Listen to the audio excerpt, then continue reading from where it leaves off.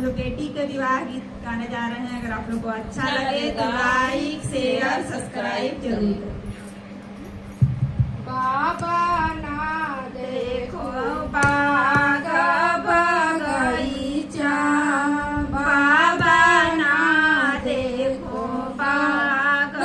बगीचा, बाबा ना देखो घनी फूलवारी,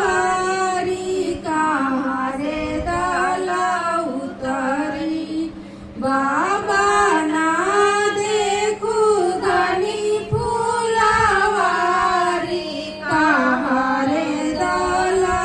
उतरी, बाबा ना देखो बाग बगीचा,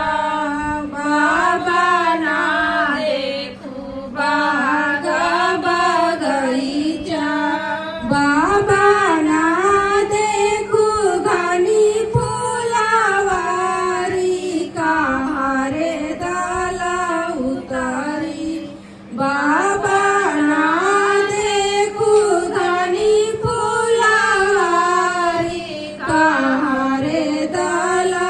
उतरी, बेटी ला देबो बाग बगीचा, बेटी ला देबो बाग बगीचा, बेटी ला देबो घनी फूलवारी, माड़वा दल उतरी, बेटी ला देबो घनी फूलवारी, माड़वा दल उतरी, बेटी गैया त दिहानी भैंसिया, बेटी गैया त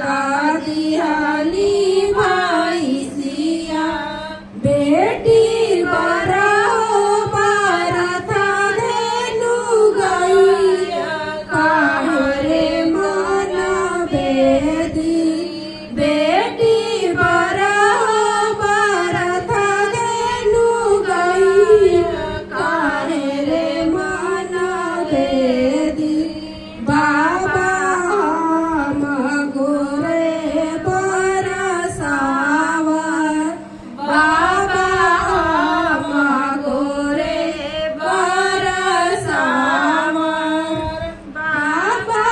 एतना दहेज देई दिहानी, उहे रे मन बेदी, बाबा एतना दहेज देई दिहानी, उहे रे मन बेदी, बेटी सावर सावर जानी कर,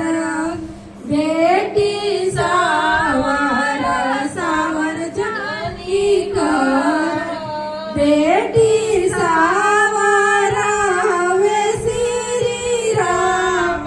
उहे रे बर सुंदर, बेटी सावर हवे श्री राम, उहे रे बर सुंदर, चाचा ना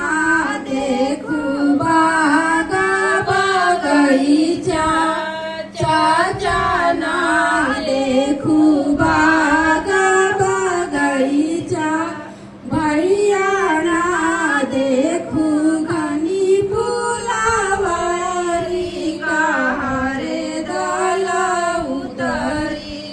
भैया ना देखो घनी फूलवारी,